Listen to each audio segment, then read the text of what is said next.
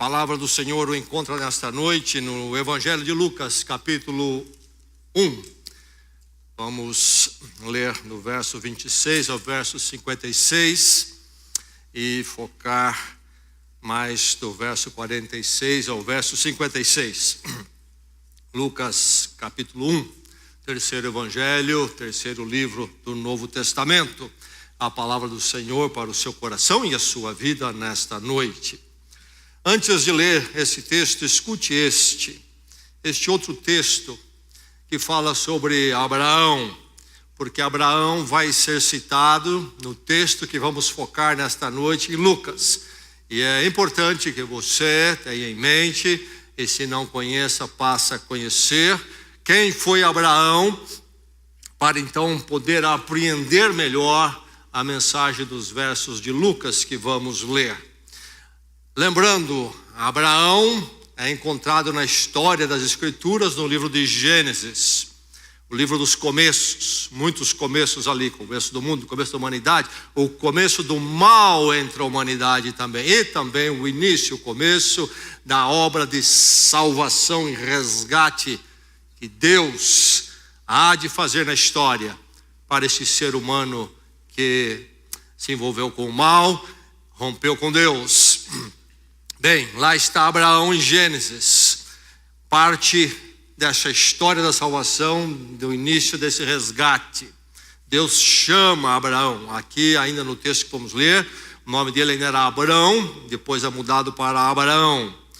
E então Deus vai atrás deste homem, lá na sua cidade, na sua família, e o chama para uma missão especial.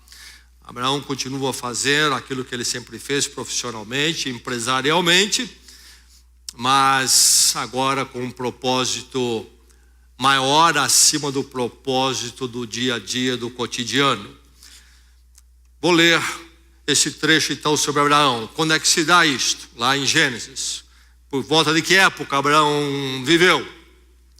2000 anos antes de Cristo, muito tempo atrás. 2000 anos antes de Cristo. Eu vou ler então em Gênesis 12, diz lá assim no verso 1: Então o Senhor disse a Abraão: sai da tua terra, do meio dos seus parentes e da casa de seu pai, e vá para a terra que eu lhe mostrarei. Farei de você um grande povo e o abençoarei. Tornarei famoso o seu nome e você será uma bênção. Abençoarei os que o abençoarem e amaldiçoarei os que o amaldiçoarem. E por meio de você, todos os povos da terra serão abençoados. Uma grande obra a ser feita a partir de Abraão. E Deus falando isto a ele 2000 anos antes de Cristo. Por meio de você, todos os povos da terra serão abençoados. Nosso texto então em Lucas capítulo 1. Então agora 2000 anos para frente de Abraão.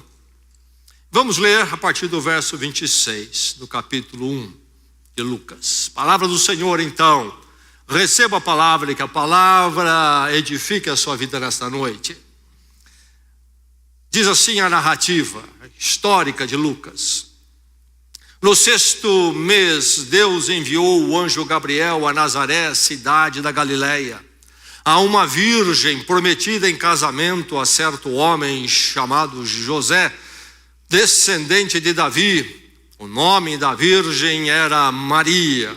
O anjo, aproximando-se dela, disse: alegre-se, agraciada, o Senhor está com você. Maria ficou perturbada com essas palavras, pensando no que poderia significar esta saudação. Mas o anjo lhe disse: não tenha medo, Maria, você foi agraciada por Deus. Você ficará grávida e dará luz a um filho. Ele porá o nome de Jesus. Ele será grande e será chamado Filho do Altíssimo. O Senhor Deus lhe dará o trono de seu pai Davi, e ele reinará para sempre sobre o povo de Jacó. Seu reino jamais terá fim. Perguntou Maria ao anjo: como acontecerá isso se sou virgem? O anjo respondeu: o Espírito Santo virá sobre você, e o poder do Altíssimo a cobrirá com a sua sombra. Assim, aquele que há de nascer será chamado Santo, Filho de Deus. Também Isabel, sua parenta, terá um filho na velhice. Aquela que diziam ser estéril já está em seu 6º mês de gestação, pois nada é impossível para Deus. Respondeu Maria: sou serva do Senhor, que aconteça comigo conforme a tua palavra. Então o anjo a deixou. Naqueles dias, Maria preparou-se e foi depressa para uma cidade da região montanhosa da Judéia, onde entrou na casa de Zacarias e saudou Isabel. Quando Isabel ouviu a saudação de Maria, o bebê agitou-se em seu ventre, e Isabel ficou cheia do Espírito Santo. Em alta voz exclamou: bendita é você entre as mulheres, e bendito é o filho que você dará à luz. Mas por que sou tão agraciada ao ponto de me visitar a mãe do meu Senhor? Logo que a sua saudação chegou aos meus ouvidos, o bebê que está em meu ventre agitou-se de alegria. Feliz é aquela que creu que se cumprirá aquilo que o Senhor lhe disse. Então disse Maria: minha alma engrandece ao Senhor, e o meu espírito se alegra em Deus, meu Salvador, pois atentou para a humildade da sua serva. De agora em diante todas as gerações me chamarão bem-aventurada, pois o Poderoso fez grandes coisas em meu favor.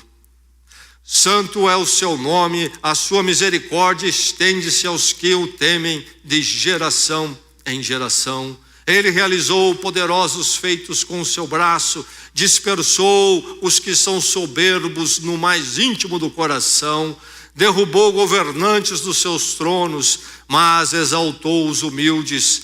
Encheu de coisas boas os famintos, mas despediu de mãos vazias os ricos. Ajudou a seu servo Israel, lembrando-se da sua misericórdia para com Abraão e seus descendentes para sempre, como dissera aos nossos antepassados.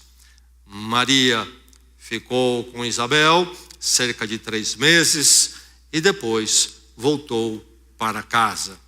Deixe-me ler mais uma vez este cântico, este poema, que entende ter sido, na verdade, um cântico, não somente uma letra poética.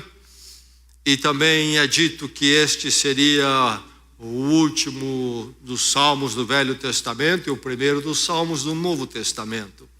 O verso 46, então, diz: minha alma engrandece ao Senhor, e o meu espírito se alegra em Deus, meu Salvador, pois atentou para a humildade da sua serva. De agora em diante todas as gerações me chamarão bem-aventurada, pois o Poderoso fez grandes coisas em meu favor. Santo é o seu nome, a sua misericórdia estende-se aos que o temem de geração em geração. Ele realizou poderosos feitos com seu braço, dispersou os que são soberbos no mais íntimo do coração, derrubou governantes dos seus tronos, mas exaltou os humildes. Encheu de coisas boas os famintos, mas despediu de mãos vazias os ricos. Ajudou a seu servo Israel, lembrando-se da sua misericórdia para com Abraão e seus descendentes para sempre, como dissera aos nossos antepassados.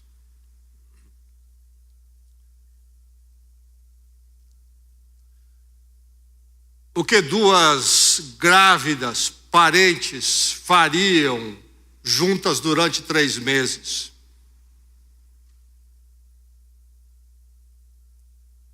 Algumas coisas. Os seres humanos não mudam e as mulheres também não mudam.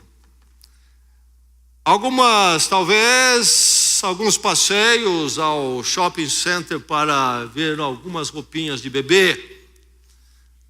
Quem sabe a busca de algumas fraldas a mais, preparando para a chegada. Quem sabe algumas idas ao médico. Certamente, alguns momentos de conversas entusiasmadas, compartilhando as experiências. Isabel, parente de Maria, está grávida. Uma gravidez já mais à frente. Maria, grávida também. E as duas estão ali juntas. Diz o texto, por volta de 3 meses. Maria sai da sua cidade e vai até a cidade de Isabel, sua parente. Não sei porquê, a Bíblia não diz. Quem sabe Maria era órfã, uma jovem, engravidou-se, e Isabel é uma parente próxima, mais experiente, então, não tendo uma mãe, vai compartilhar com ela e estar com ela. Para quem uma mulher contaria primeiro que está grávida? Espero que para o marido, mas certamente em segundo lugar para a mãe. Ou talvez por outras razões, não sabemos, mas enfim, duas grávidas lá. Momentos entusiasmados e compartilhando essa experiência, mesmo porque são duas gravidez fora do comum, as duas. Isabel, mulher estéril, e agora é grávida porque Deus concede esse favor a ela. Maria não teve relações sexuais, mas numa ação miraculosa, sobrenatural do Espírito Santo, o seu óvulo é ali então fertilizado. Duas grávidas partilhando, certamente com as preocupações comuns da gravidez, como preparar o enxoval, ir à loja comprar, certamente alguns momentos de festa. Quem sabe marcaram algum chá, ou mais de um, com amigas, ainda mais que eram duas ao mesmo tempo ali grávidas.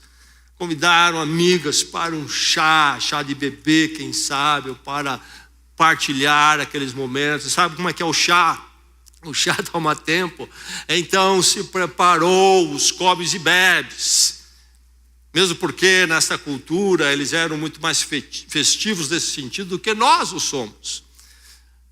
O que é que vamos servir? E talvez as pessoas convidadas também deviam contribuir com algum prato. E então lá nas casas havia preocupação, o que é que nós vamos levar para o chá da Isabel, do bebê da Isabel, e o chá do bebê da Maria? Eu vou levar isso. E outra casa, outra senhora, outra amiga diria, vou levar aquilo. E ia nesta casa onde vai levar isto, é preciso comprar aquilo e aquilo para preparar esse prato, então uma ida ao supermercado, e naquela outra casa vai preparar aquilo, é um outro prato, então também uma outra ida lá não sei onde comprar os ingredientes, enfim, diversas casas ali agitadas, porque vai haver uma celebração lá à tarde na casa de Isabel, pelo bebê dela e da sua parente Maria. Quem sabe também houve um almoço para revelar a todos os familiares o sexo do bebê. Mas naquela época não havia ultrassom. Como revelar o sexo do bebê? Mas elas podiam fazer isso, porque o anjo falou. É homem, é menino. Um almoço. Ah, que trabalho. Correria, vamos lá, vamos às compras, ao almoço, vai vir todo mundo, vai juntar o que aqui? 30, 40, nós vamos fazer o almoço, duas grávidas da família, e nós vamos anunciar. Certamente algumas coisas assim aconteceram, mas foi a compra, fez, E precisamos decorar um pouco a mesa, a casa também, está faltando isto, faltando uma tigela, esqueci, vamos mais uma vez à loja comprar, vamos ao supermercado e vamos começar a cozinhar, está cozinhando, mas eu lembrei, esqueci um ingrediente, quem vai correr lá, buscar o que está faltando?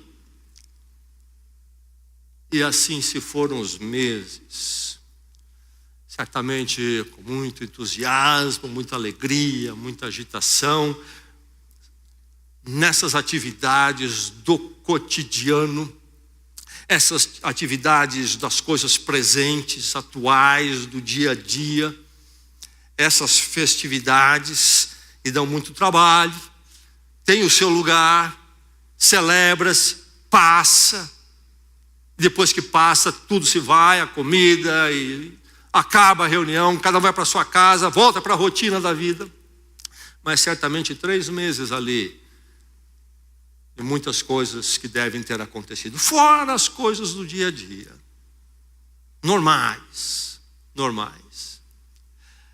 Não sei se tudo isso aconteceu, o que aconteceu, talvez até muito mais do que isto.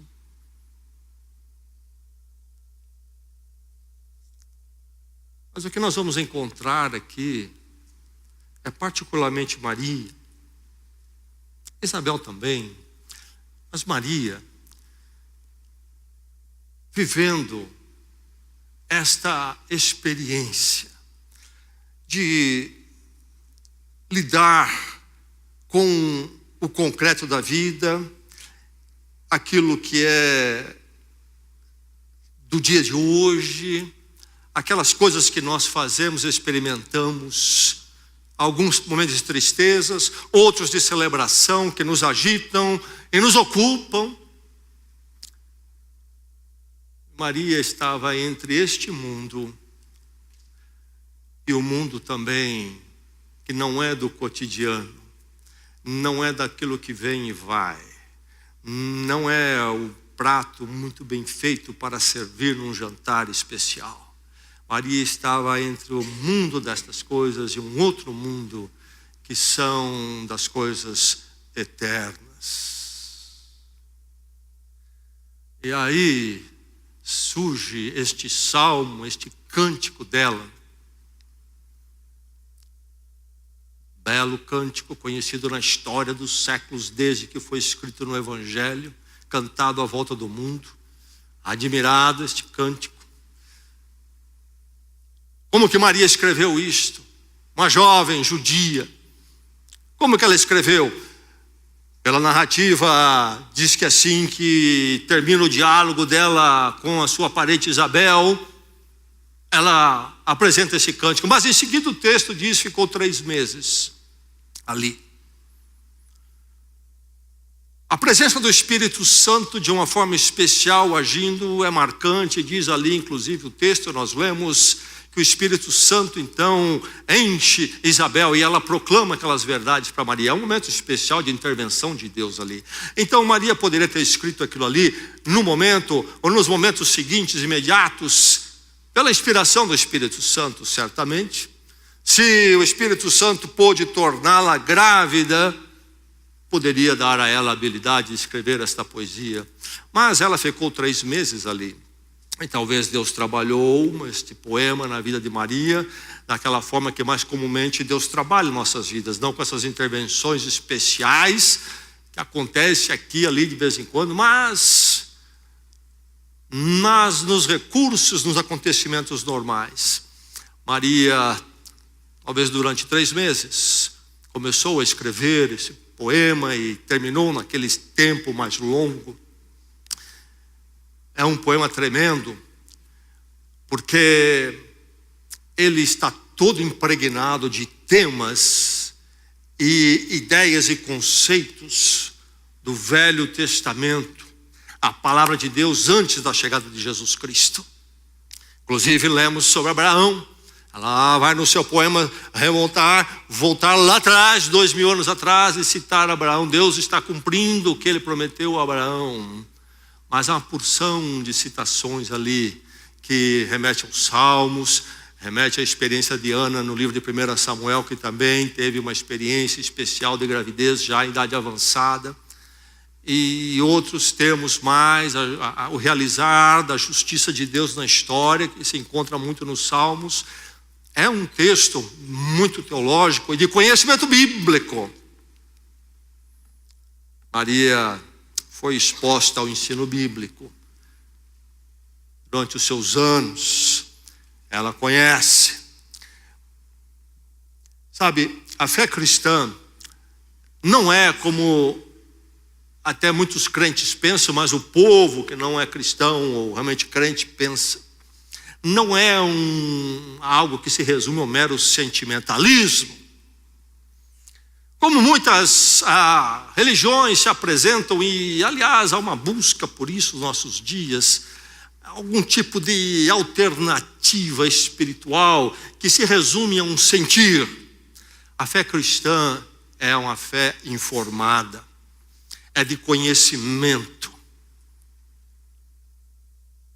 Você que esteve aqui durante a cantata me ouviu pregar sobre outro texto, sobre Maria, quando os anjos chegam, anunciam, e diz lá o texto que Maria, ao ouvir tudo que os pastores relataram, que os anjos disseram a eles, Maria guarda aquelas coisas e reflete sobre elas. A fé cristã é a fé do conhecimento, da reflexão, é de moldar, encher nossos pensamentos com as verdades de Deus, a visão de Deus de vida, de história e da ação dele. Por isso que estudar a palavra é fundamental para o crente, e estudar inclusive com o povo de Deus, e estar com o povo de Deus. Por isso que a nossa igreja emprega tanto sobre estudar a palavra. Nós temos o Celebra a Palavra. Maria não fugiu do Celebra a Palavra, porque ela conhecia a palavra e pôde compor o seu poema, o seu salmo. Não são meras ideias, ela tinha essa veia poética, sonhou lá com umas figuras de linguagem, fez um negócio. Não, é tudo concatenado em verdades teológicas, bíblicas, da ação de Deus antes da vinda de Cristo para culminar em Cristo. Maria escreveu. Maria está entre esses dois mundos. Certamente lá com Isabel é visível a alegria das duas, a exaltação, um momento espetacular. Certamente há muito o que falar e comentar durante 3 meses.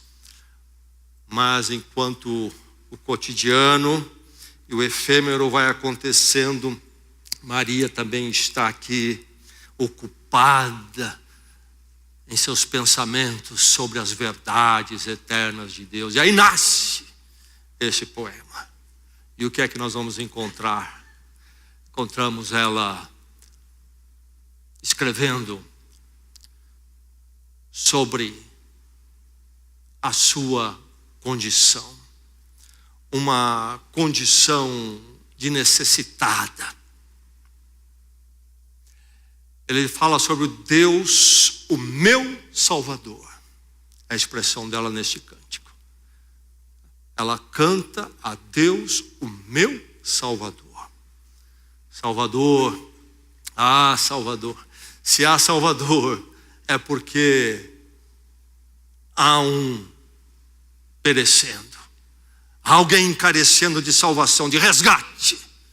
Ou vai perecer. Maria diz que Deus é o seu Salvador. O que isso diz sobre Maria? Se Deus é o Salvador dela, Maria tomada de total consciência da sua necessidade diante de Deus. Maria tinha 2 possibilidades.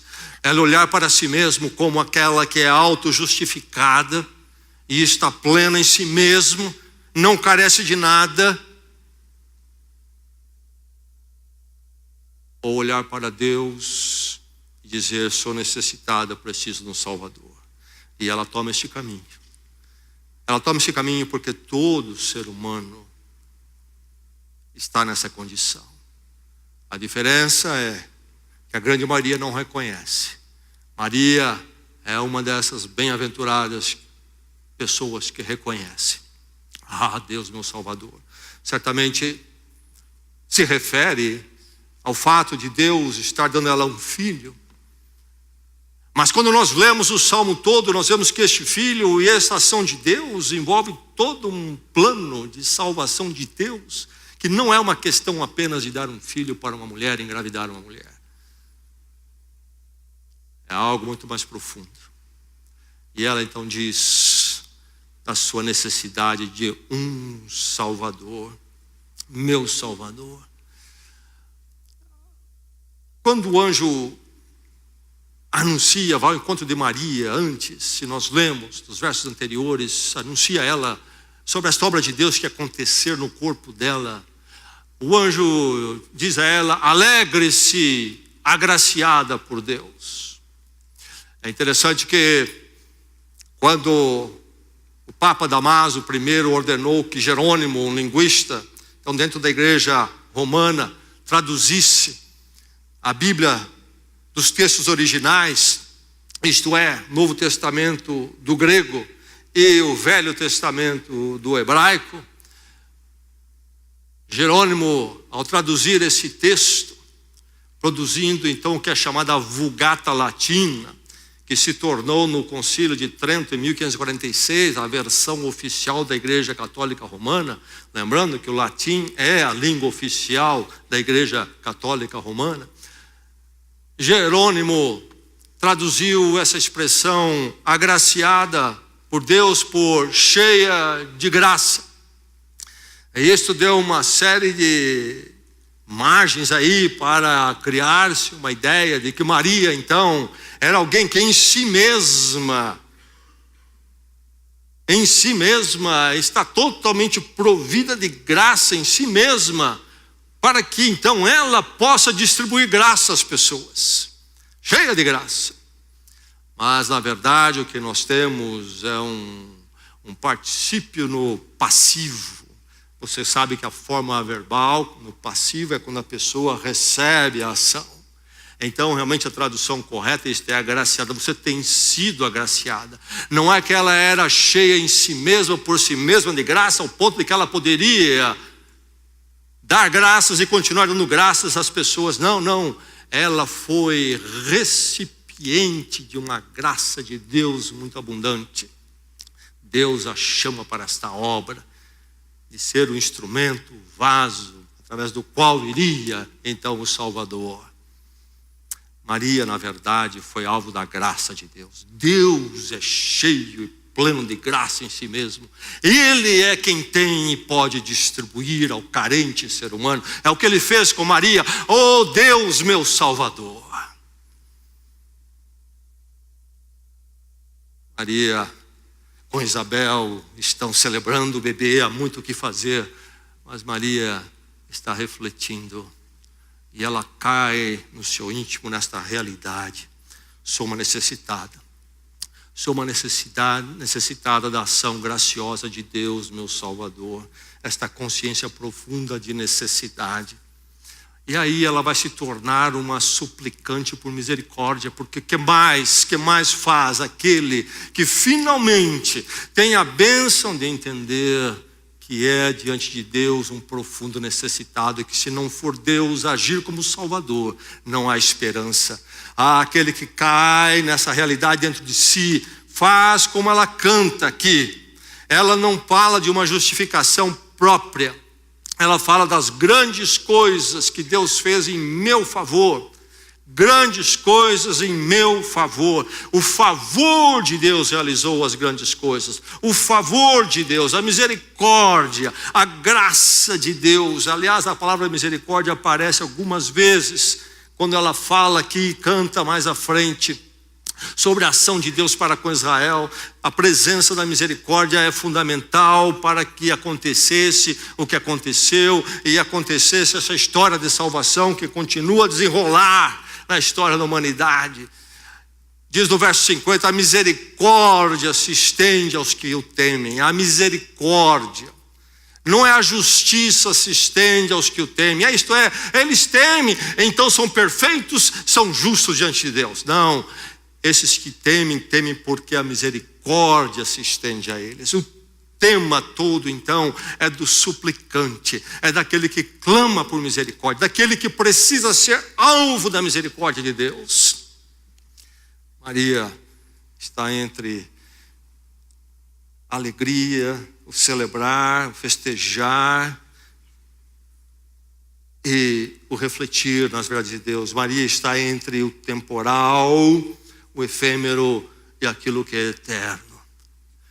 Necessitado, suplicante de misericórdia, e que leva ao que? Uma tomada de um sentimento, de uma atitude de temor.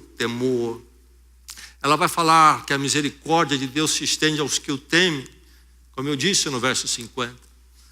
A misericórdia do Senhor se estende aos que o temem. Aqueles que chegam então finalmente a este estado de olhar para Deus, maravilhado, em reverência, em atitude de total respeito. O temor de Deus tem duas manifestações. Aquele que é rompido com Deus há de um dia conhecer o temor no sentido do terror. Mas aqui é a outra vertente, é daquele que, então, pela misericórdia de Deus, reconhecendo a sua necessidade, busca Deus e o teme. Não mais em terror, mas o meu Salvador, a quem eu adoro, contemplo maravilhado, poderoso, mas grande também em misericórdia, o meu Salvador. Aí está Maria. Maria entre o efêmero e o eterno. As coisas do dia a dia, a experiência da vida que passa e aquilo que Deus é e faz na vida do ser humano. Maria caminha nessas duas vertentes, realidades da vida. E ela finalmente vai se ver e falar da possibilidade de outros se verem também integrados na história da salvação. Deus falou com Abraão, Deus já havia prometido já no jardim do Éden, quando o ser humano cai diante dele moralmente, rompe com Deus, Deus ali já promete iniciar uma história da salvação. Chega a hora quando Abraão é levantado, é um momento marcante dessa história. Em ti, Abraão, todos os povos da terra serão abençoados. E agora Maria diz que esse momento chegou. Os profetas anunciaram depois de Abraão, antevendo a vida de Cristo. E agora chegou esse momento. A história está desenrolando, Deus está agindo na história em graça e misericórdia. Chega Jesus Cristo, o pico da promessa se cumprindo. E Maria se vê como integrada aqui, nessa história. A salvação de Deus chegou à minha vida. Deus olhou para mim com favor. Maria poderia ficar na ideia de centralizar a si mesmo e o efêmero e viver para aquilo, e viver então ali para as celebrações e os acontecimentos e a gravidez e talvez as festas e o dia a dia do trabalho, quem sabe. Certamente ela viveu isso, mas isto não foi o centro das coisas. Surge aqui em Maria uma íntima alegria em oferecer um culto a Deus. Maria está integrada à história da salvação. Maria não se vê como uma figurante na história que os homens estão escrevendo, ou que eles pensam que estão escrevendo. Nós sabemos dos projetos humanos grandes, e todos eles passaram. Os dos nossos dias vão passar também. O ser humano pensa que está escrevendo a sua história. E a maior parte das pessoas se veem desta forma. Nós fazemos e nós acontecemos. Eu faço e aconteço. É eu. Maria não se vê como figurante da história humana, mas se vê como alguém que integra a história da salvação. A segunda parte, ou a segunda metade deste cântico de Maria, deve provocar em você alguns questionamentos. Ela fala deste levantar de alguns por Deus e do derrubar, humildes e governantes, ricos e pobres. O que este salmo está falando de toda a injustiça presente no mundo, de tantas formas, onde A disputa é pelo poder, a disputa é pelo ter, e a disputa é pelo quem controla, quem fica por cima, quem fica por baixo. O mal adentrou a história da humanidade. Essa é a história que os homens escrevem, essa disputa aí. Mas quando você lê essa segunda metade, você percebe que os verbos são todos no passado. Ele fez isso, ele fez aquilo. Aí você pergunta, fez quando, como, fez mesmo? Certamente Deus fez em muitos momentos. Na história bíblica encontramos isto. Mas essa tradução no tempo passado é uma tradução a melhor que pode se fazer na nossa língua. Mas na língua original a ideia de algo que aconteceu no passado, mas que tem consequências presentes e futuras.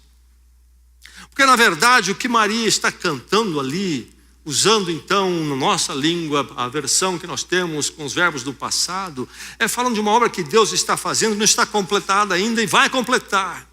Há o dia quando a história da salvação chega ao seu final e Deus fecha a história da humanidade. E as coisas todas cairão no seu lugar devido, e não mais habitará o mal, as desordens, a injustiça.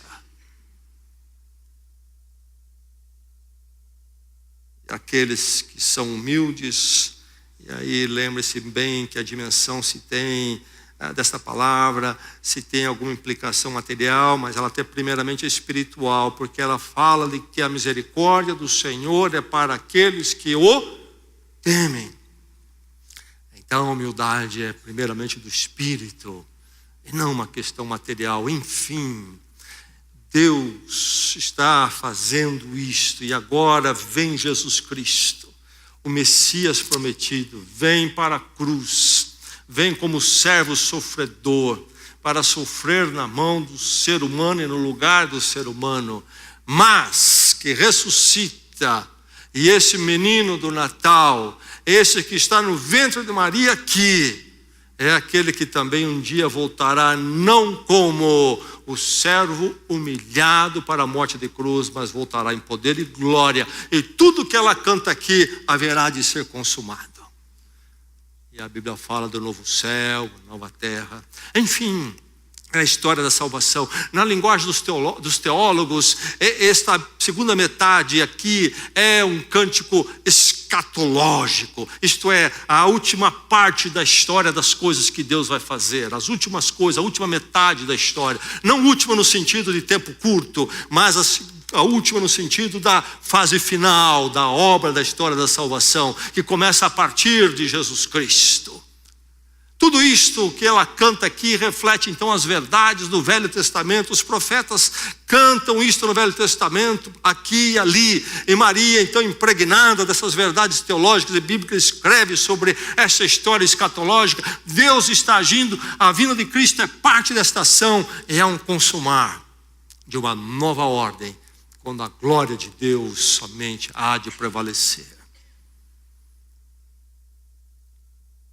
Toda esta inversão há de tomar lugar pelo poder de Deus. E aí surge então esta íntima alegria em oferecer culto a Deus. Maria está curtindo a sua gravidez.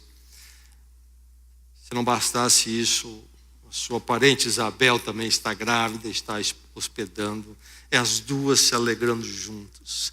Certamente a família, familiares juntos, amigos, e há coisas acontecendo, além das coisas corriqueiras, e eles estão envolvidos nisso tudo.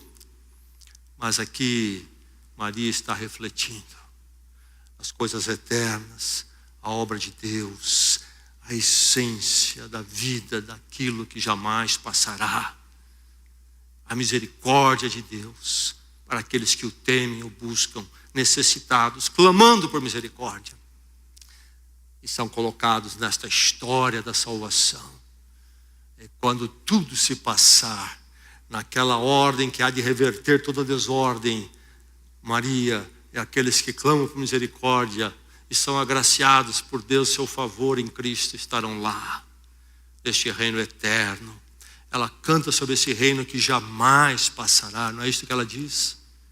Um reino que jamais passará. Essa íntima alegria, então, vem sobre Maria. O que Maria faz? O que Maria faz em tudo isto? Neste canto todo, o que ela está fazendo? Falamos aqui dos temas envolventes. Quando ela está envolvida com as coisas do dia a dia, mas aqui também envolvida com as coisas eternas, refletindo sobre a palavra de Deus, o que Deus fez e o que o filho dela vai ser como parte desta obra de Deus, a história da salvação. O que acontece com ela? O que ela está fazendo nesse cântico? Primeiramente, talvez é um pouquinho complicado quando pensamos na segunda parte, a razão do cântico, o tema principal do cântico não é complicado, é muito claro para todos nós.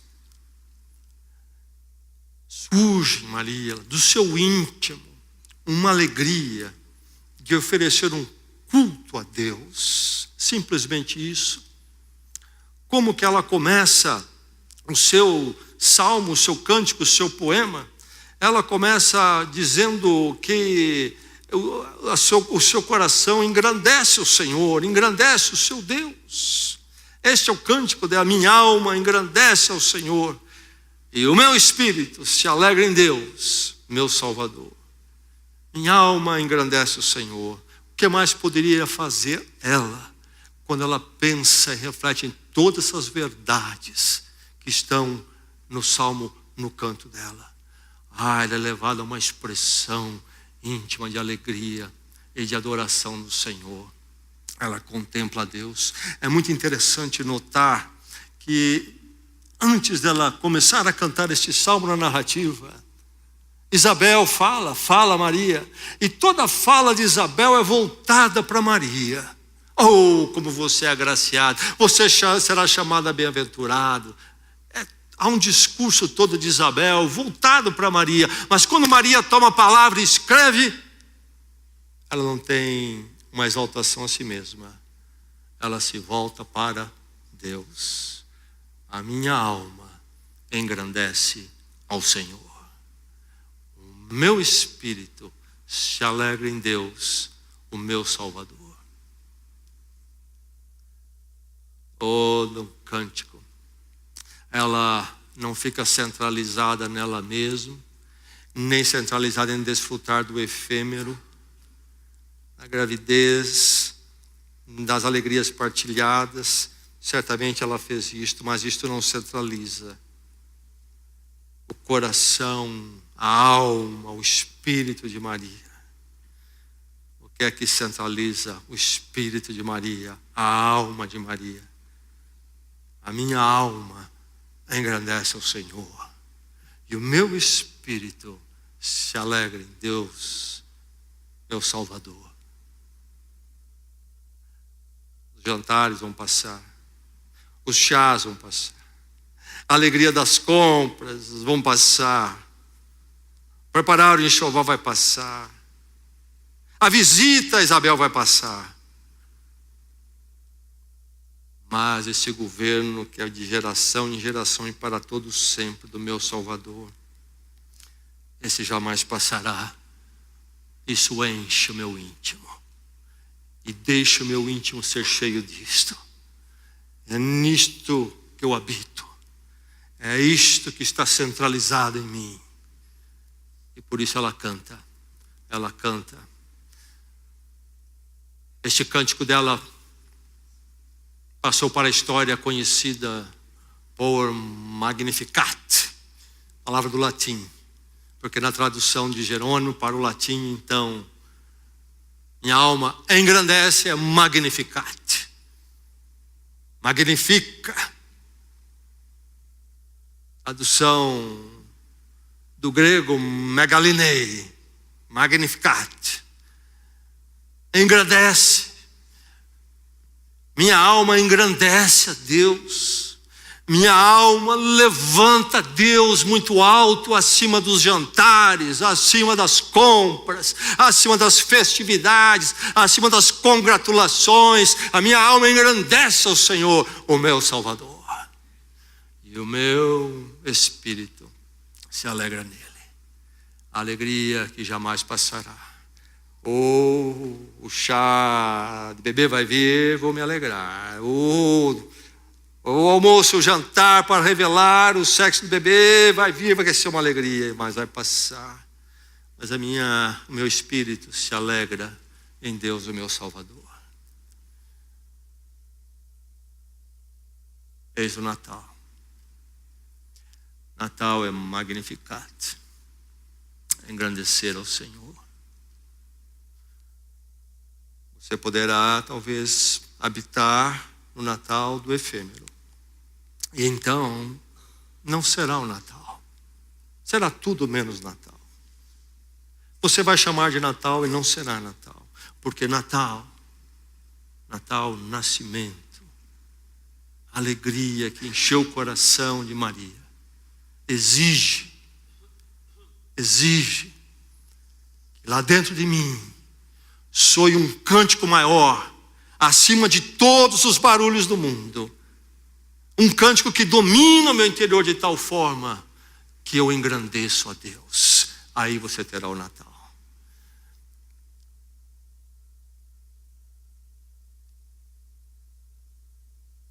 Magnificat domine o seu coração.